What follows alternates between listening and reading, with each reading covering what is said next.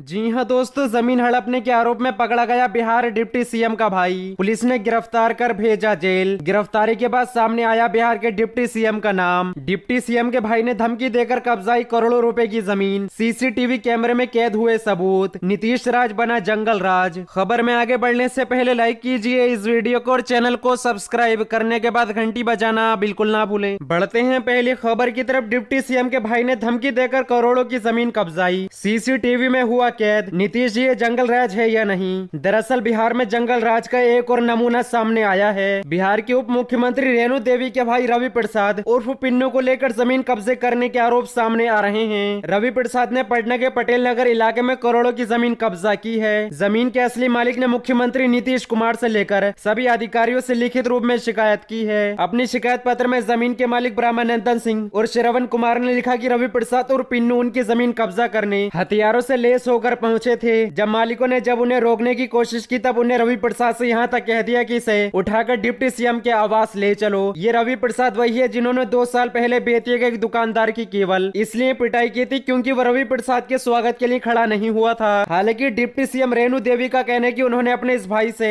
कई साल पहले ही रिश्ते तोड़ लिए हैं। ब्रह्मानंदन की शिकायत के मुताबिक 21 जून को रवि प्रसाद 4-5 गाड़ियों से अपने साथियों के साथ उनकी जमीन पर कब्जा करने की नियत से पहुंचे। उन लोगों ने कुछ ही देर में जमीन के चारों तरफ दीवारें बनानी शुरू कर दी। ब्रह्मानंद सिंह ने श्रीनगर थाने में जाकर उनकी शिकायत दर्ज करवाई, लेकिन ब्रह्मानंद सिंह की मदद करने के लिए पुलिस पहुंची नहीं रही थी। अब जाकर उन्होंने खुद ही कब्जा करने पहुंचे लोगों का विरोध किया। तभी उन्हें ये पता चला कि कब्जा करने आए लोग डिप्टी सीएम के भाई और उनके साथी हैं। ब्रह्मानंद सिंह ने यह भी कहा कि उनके पास वाकई की सीसीटीवी फुटेज भी है। जरूरत पड़ने पर वो पुलिस को फुटेज भी मुहैया करवा देंगे। साथ ही ब्रह्मानंद को इस बात का भी डर है कि स्थानीय थाने और उस इलाके के लोगों से मोलजोल होने के कारण उनकी जमीन के साथ साथ उन्हें जान का भी खतरा है। जमीन के असली मालिक ब्रह्मानंद सिंह और श्रवण कुमार ने बताया कि उनकी जमीन पर रवि प्रसाद की नजरें गड़ी हुई हैं। जमीन की कीमत बाजार में लगभग 6 करोड़ रुपए है और कागजों में इसके मालिक ब्रह्मानंद सिंह और श्रवण कुमार के पिता स्वयं सच्चानंद सिंह का नाम है। अब तक पुलिस और प्रशासन की तरफ से जमीन के असली मालिकों को कोई मदद नहीं मिली है।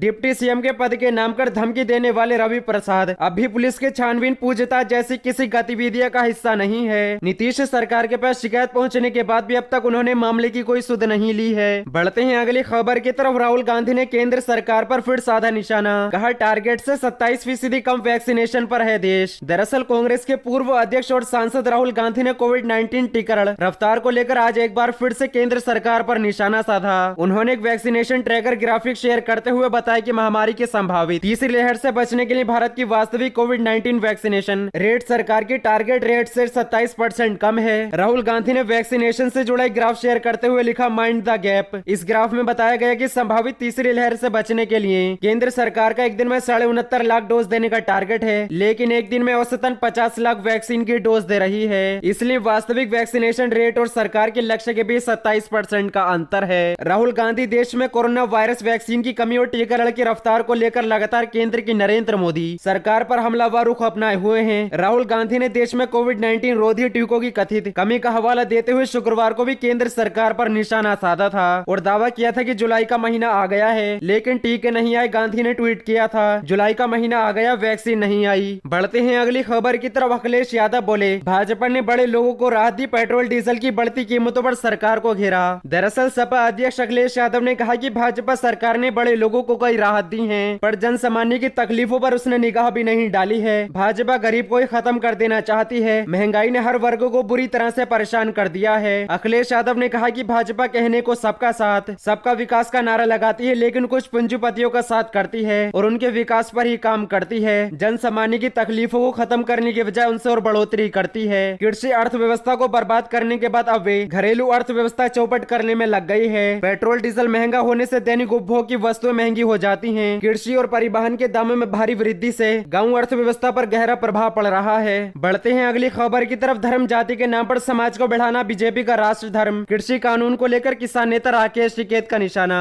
आंदोलन के 7 महीने बीत जाने के बाद भी किसान दिल्ली की सीमाओं पर डटे हुए हैं। कई बार विवाद होने के बावजूद किसान पीछे हटने को तैयार नहीं हैं। वहीं भारतीय किसान यूनियन के राष्ट्रीय प्रवक्ता राकेश टिकैत लगातार केंद्र की नरेंद्र मोदी सरकार पर लगातार हमलावर हैं। अब उन्होंने एक ट्वीट में कहा कि धर्म और जाति के नाम पर समाज को लड़ाना ही भाजपा का राष्ट्रीय धर्म है। राकेश टिकैत ने एक तस्वीर भी ट्वीट किया जिसमें लिखा हुआ है भारतीय वाल्मीकि संघ। दरअसल भारतीय वाल्मीकि संघ ने उनका स्वागत किया था। उन्होंने 5 जुलाई को गाजीपुर गाजीपुर में वाल्मीकि किसान पंचायत करने का भी ऐलान किया। उन्होंने कहा किसान यूनियन का राष्ट्रीय धर्म सभी जाति धर्म के लोगों का पेट भरना और उन्हें एक सूत्र में बांधना है। किसान नेता राकेश टिकैत भाजपा की केंद्र सरकार और यूपी सरकार के खिलाफ बिगुल फेंक चुके हैं। उन्होंने कई बार कहा कि किसान आंदोलन तब तक चलता रहेगा जब ये तीनों कृषि कानून वापस नहीं लिए जाते, चाहे 2024 तक प्रदर्शन करना पड़े। वहीं किसान नेता राकेश टिकैत ने खुलकर कहा कि उत्तर प्रदेश में वे लोगों से अपील करेंगे कि भाजपा को वोट ना दें, बाकी किसी भी पार्टी को वोट दे सकते हैं। बता दें कि राकेश टिकैत बंगाल विधानसभा चुनाव के दौरान बंगाल भी पहुंचे थे।